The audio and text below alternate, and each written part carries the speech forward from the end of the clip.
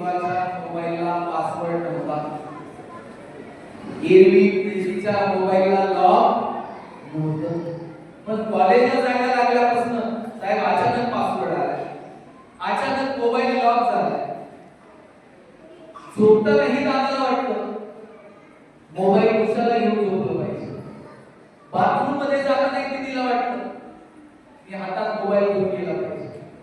अशा वेळेला आई वडिलांना कळायला नको आता आपल्या मुलामुलींसोबत बोलायची वेळ आहे. आपली लेकरं माझ्या संगीत आहे याचा विचार आपण केला पाहिजे. मी किती उदाहरणं सांगतो तुम्हाला, ज्या माणसांनी शून्यातून विश्व उभं केलं. बोल टोपी नावं सोडा, काल परवा एका दोन मुलीचा इंटरव्ह्यू मी ऐकला. ग्रामीण भागामध्ये आली, एकर दीड एकर फक्त शेती होती.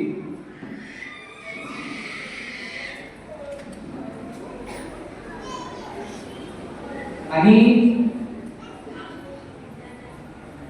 तिने वडिलांकडे आग्रह झाला, बाबा काही करा तर मला शिक्षणासाठी मदत करा. वडिलांनी सांगितले तुझं ग्रॅज्युएशन झालंय, आता तुझं लग्न करून टाकू. बाळा माझी परिस्थिती नाहीये तुला पुण्यात शिकायला पाठवायची.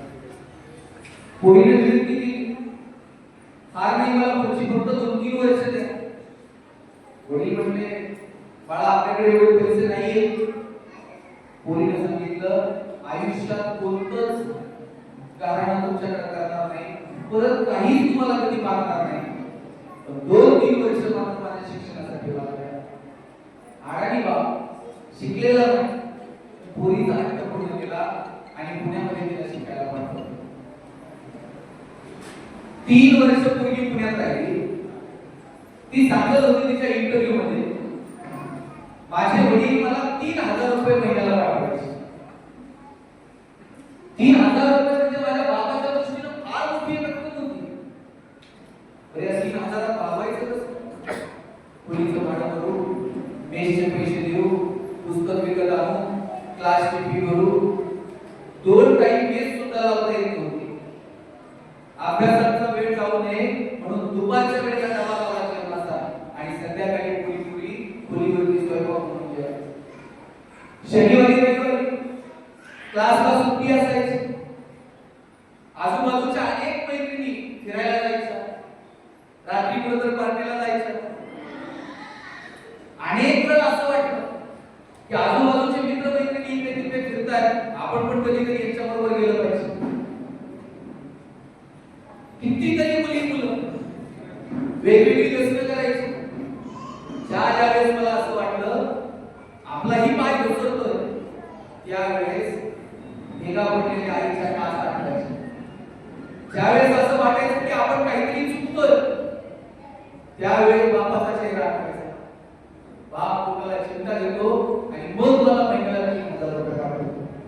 3 वर्ष जीव तोडून मेहनत केली, परीक्षा दिली आणि फर्स्ट अटेम्प्ट मध्ये पूर्वी डिवाइस दिली.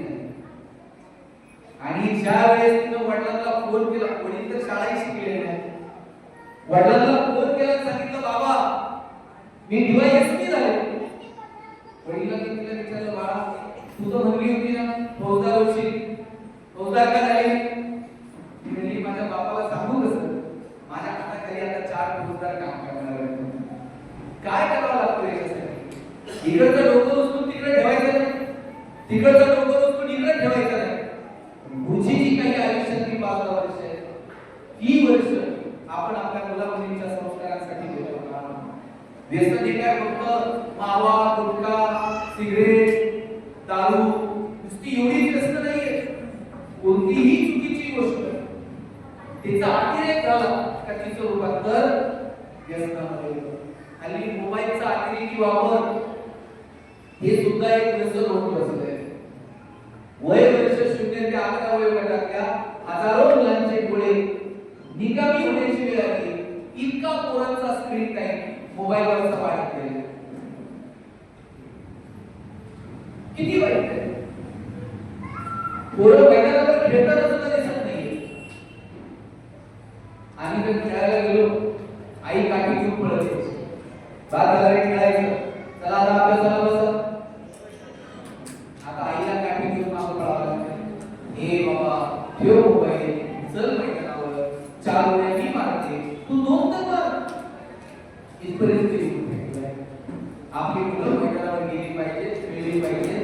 चांगली पुस्तकं वाचली पाहिजे, चांगली व्याख्यानं ऐकली पाहिजे, चांगल्या कीर्तन प्रवचनांना गेली पाहिजे, चांगल्या लोकांच्या आणि त्यांच्या गाठीभेटी झाल्या पाहिजे. आई वडील म्हणून चांगला विचार आणि संस्कार आपल्या मुलांना देता येईल का याची काळजी घ्यायला नको. किती कुटुंब असे मला सांगा की घरामध्ये असा गोल करून जेवायला बसतात. लहानपणी बसला होता की नाही, सगळं घर असा गोल करून जेवायला बसायचं. मग आजोबा सांगायचे चला ताटाच्या भोवती पाणी फिरवा.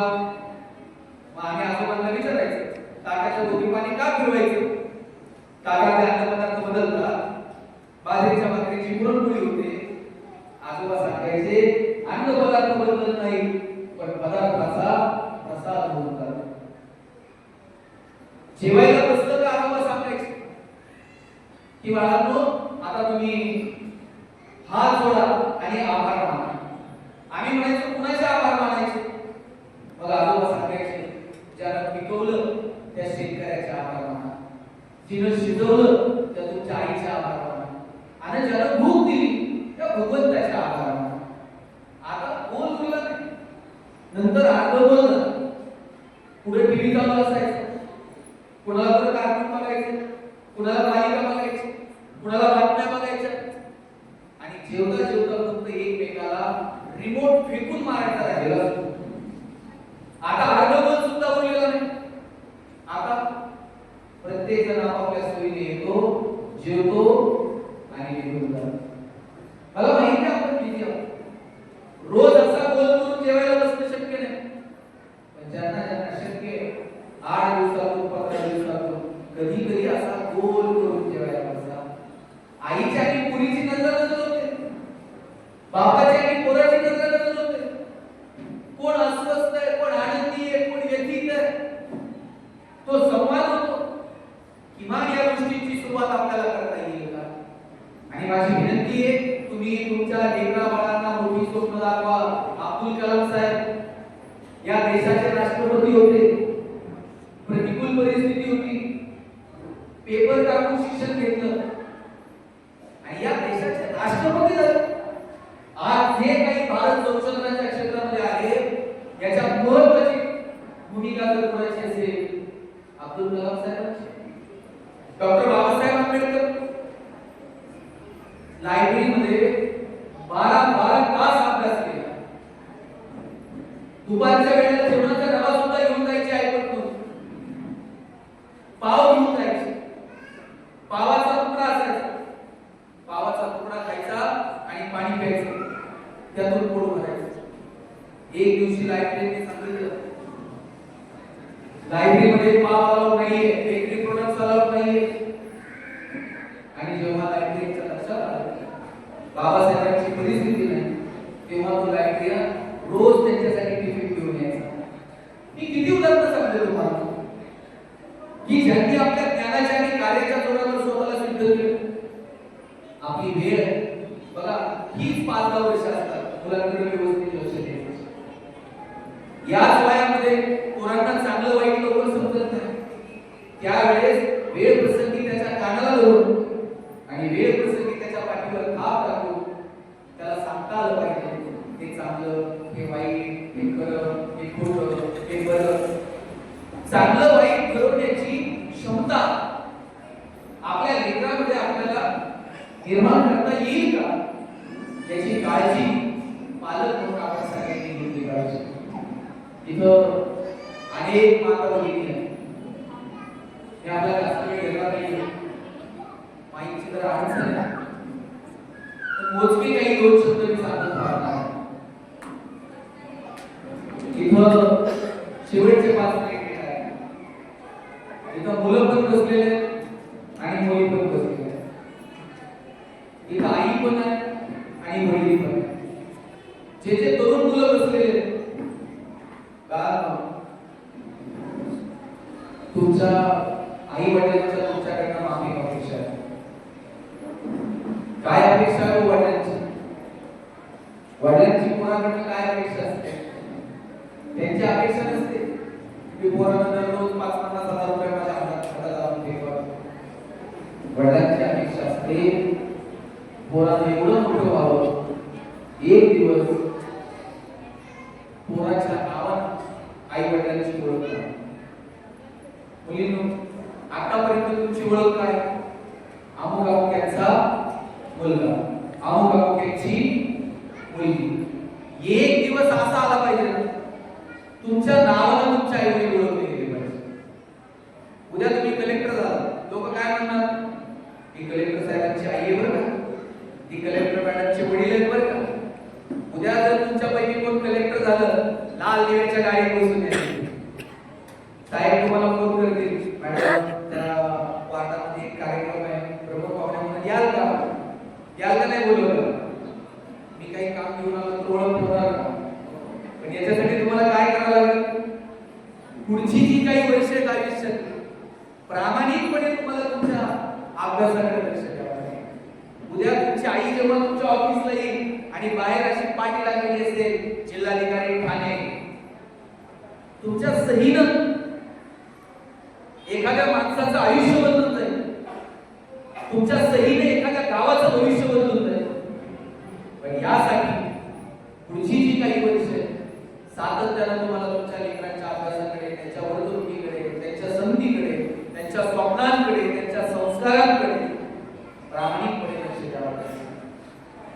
माझा दावा आहे, इथं मुलं पण येतात, मुली पण येतात, वडील पण येतात. माझा दावा आहे, वडिलांचं जेवढं प्रेम मुलावर असतं ना, त्याच्यात थोडं तरी जास्त प्रेम मुलीवर असतं. बरोबर आहे? पोरांनी जर वडिलांना काही मागितलं, वडील म्हणणार 2 दिवस थांब, पगार होऊ दे, आणि मुलीनं काही मागू द्या बरं. बाबाला असं वाटतं कधी घेऊन दिला नाही. वडिलांना माहिती 4 दिवस चिमणीसारखी फिरफिरी नाचत आणि एक दिवशी पुरतं उडत. जोपर्यंत आपल्या घरात तोपर्यंत तिचे सगळे हट्ट पुरवायचे हे वडिलांनी ठरवून घेतलेलं असतं. ज्या दिवशी मुलगी जन्माला येते त्या दिवशी वडिलांच्या मनात 2 विचार चालतात. एक मुलीचं शिक्षण आणि दुसरं मुलीचं लग्न. एक रुपया बाप तिच्यासाठी बाजूला काढून ठेवत असतो. स्वतः फाटलेली तुटलेली चप्पल घालते,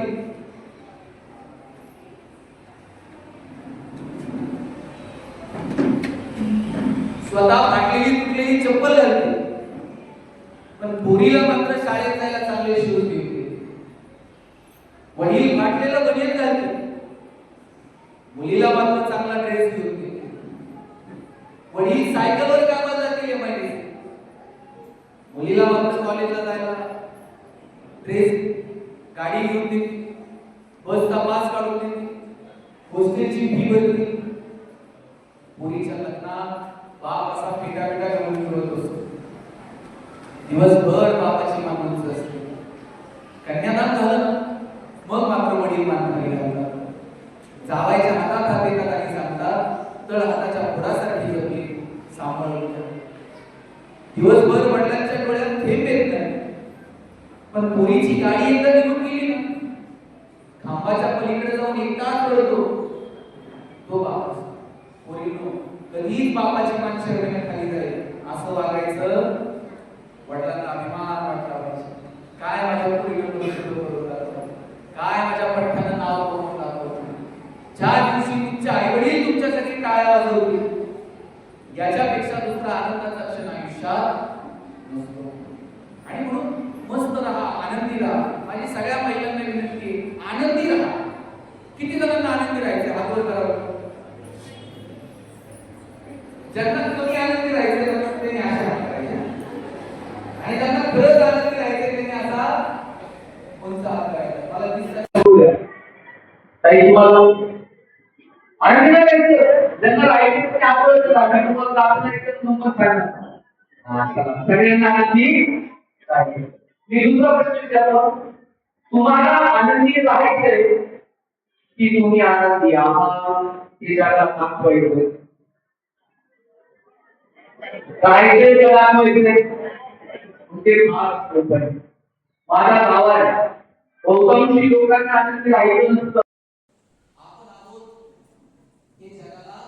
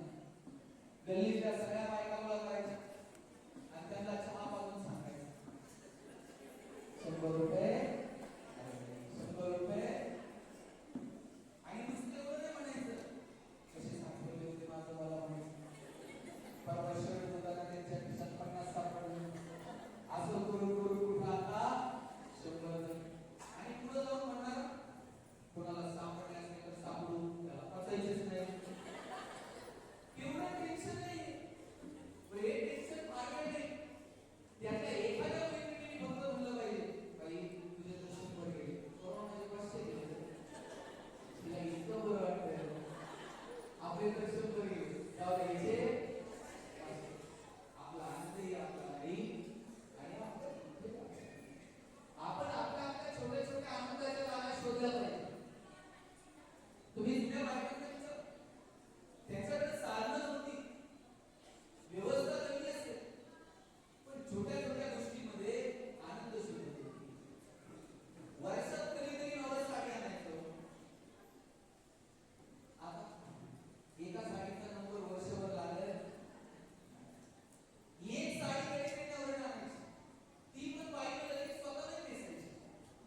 आधी ती जावं लागणार, बाई तुम्ही घडी मोडा, मोठा जावं घडी मोडायची आणि मग तुम्ही नेसायची.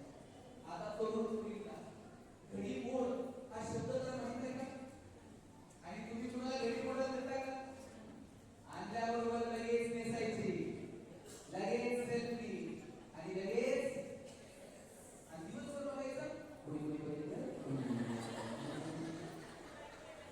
कुणी लाईक केलं. आम्ही एका कृत्रिम आनंदामध्ये सगळेजण हरवून गेलो. मला आपल्याकडे जे वेगळे पण आहे ना, हे वेगळे पण तुम्ही बोलता पाहिजे.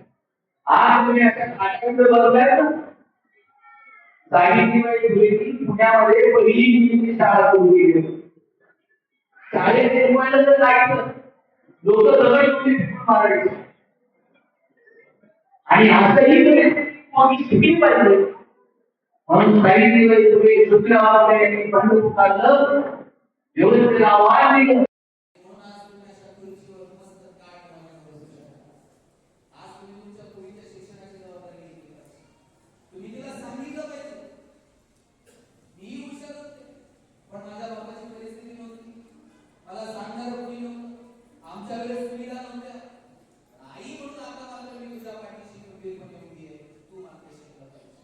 सुनीता विल्यम्स नाव ऐकलं की नाही सगळ्यांनी? सुनीता विल्यम्स कुठे गेल्या होत्या? ठाण्याला. कुठे? अंतराळात, स्पेस मध्ये अंतराळात गेल्या होत्या. सगळं जग वाट बघत होते आणि आपल्या कोणी सुनीता विल्यम्सला भेटलंय का? भेटलं कोणीच नाही. पण रोज टीव्ही लावला की काही आली का नाही? अहो आमच्याकडे तर शेतात खुरपता बायका गप्पा मारत होत्या, काही सुनीता आली का नाही म्हणून. कधी कुणी तिला भेटले नाही. पण भारतातली पार्श्वभूमी असणारी एक मुलगी अंतराळात झेप घेते आणि सगळा देश तिची डोळ्यात पाहणं वाढवतो. आपल्या पोरी सुद्धा स्वतःच्या पायावर उभे राहायला पाहिजे. त्यांनी सुद्धा मोठी स्वप्न बघितली पाहिजे. त्यांच्या स्वप्नांना सुद्धा एक वेगळा आकार दिला पाहिजे आणि यासाठी स्त्री म्हणून, आई म्हणून तुम्ही त्यांच्या पाठीशी उभं राहायला पाहिजे. मोठी स्वप्न बघा आणि ती पूर्ण करण्यासाठी मनापासून प्रयत्न करता येईल का? मला वाटतं याची काळजी घ्या. मी सांगतो, आता आनंदाचे आणि सुखाचाच विषय निघाला. दुःख सहन करायला जेवढी ताकद लागते ना, त्याच्यापेक्षा जास्त ताकद सुख सहन करायला लागते. तुम्ही मला असं कसं? दुःख तर एक वेळ माणूस रडून मोकळं होतं, पण सुख सहन करायला संस्कार करतात, पाय तुम्ही तर ते सुख सुद्धा सहन होतं. जास्त सुख आलं माणूस लगेच ते उडवायला, मग पाय घसरतो, मग पूर्ण व्यसनाधीन होतात. म्हणून सुख सहन करायला सुद्धा ताकद आहे. तुम्हाला एक उदाहरण सांगतो. आमच्याकडे नगरला मी जिथे राहतो तिथे एक एसटी स्टँड आहे. त्या एसटी स्टँडवरती एक भिकारी रोज भीक मागत असतो. दिवसभरात त्याला 1000-500 रुपये मिळतात. एक दिवशी भीक मागता मागता त्याला चक्कर आली आणि तो खाली पडला. 4-5 पोरांनी उचललं, त्याला हॉस्पिटलला घेऊन गेले आणि त्याच्यावरती उपचार करता करता डॉक्टरला त्याच्या खिशामध्ये लॉटरीचे तिकीट सापडलं. आता मला सांगा, डॉक्टरचं काम काय? उपचार करायचा का आकडा मिळतोय का नाही बघायचं? उपचार. डॉक्टर म्हणले हे पेशंट राहू द्या, पेपर घ्या म्हणले.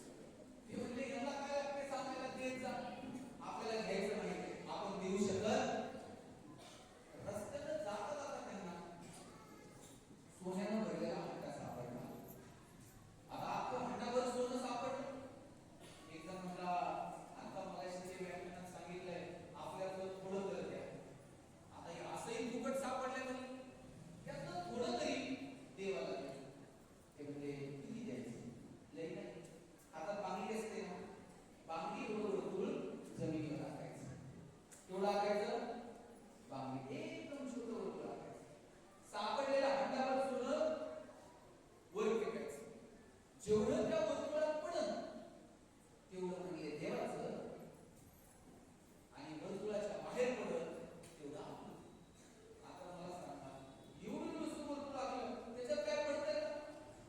दुसरा म्हटला, काय स्वार्थी आहेस रे, सगळं फुकट सापडलंय आणि तू म्हणतो एवढं नुसतं.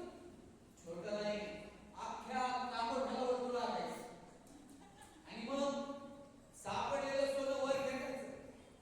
जेवढं वर्तुळात पडन तेवढं आपलं.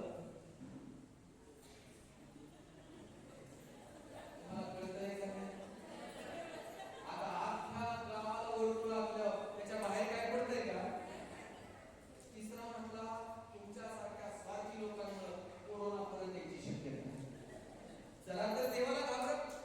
एक म्हणतोय छोटं, एक म्हणतोय मोठं, वर्तुळच टाकायचं नाही. म्हणला मग सापडलेलं सोनं वर फेकायचं. देव कुठं असतो? जेवढं वर राहील तेवढं देवाचं, आणि जेवढं खाली पडेल तेवढं. जगात सगळ्यात हुशार प्राणी कोण आहे आणि कुणी जाहीर केलंय? इतका तो माणूस हुशार, त्याचं त्यानं जाहीर करून टाकलं. जगात आपण सगळ्यात हुशार आहोत. मग आपली हुशारी कोविडमध्ये कुठे गेली? कोविड कुणी, कोरोना कुणी बघितलाय? बघितला कुणीच नाही, पण कळला मात्र फार टाळ्या थाळ्या काय काय वाजवलं नाही.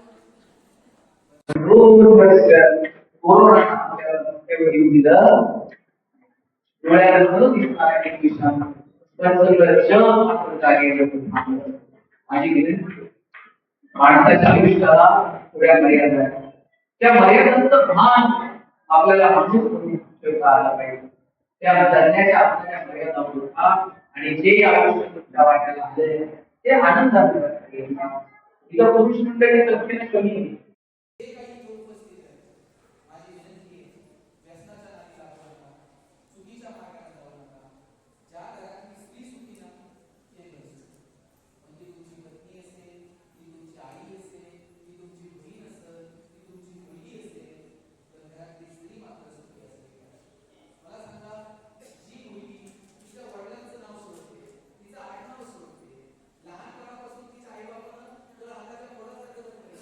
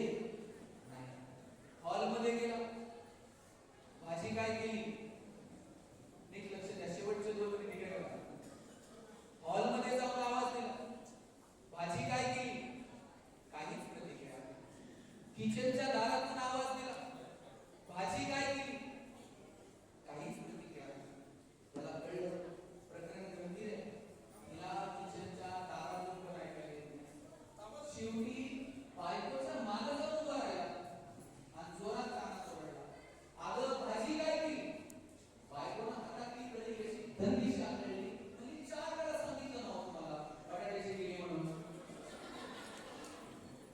तुम्हाला कळलं का? काही पण घरी गेल्यावर सारे 20 वर्ष मला ऐकायला येतं. अमोल तिनं कसा संसार केला? अमोल अमोल तुझे प्रती प्रणाम आई नसता कधीतरी स्वतःच्या अंतर्मनात बघा. हे आयुष्य तुम्हाला परत कधीच मिळणार नाही. मिस्त्री कोण लावलं?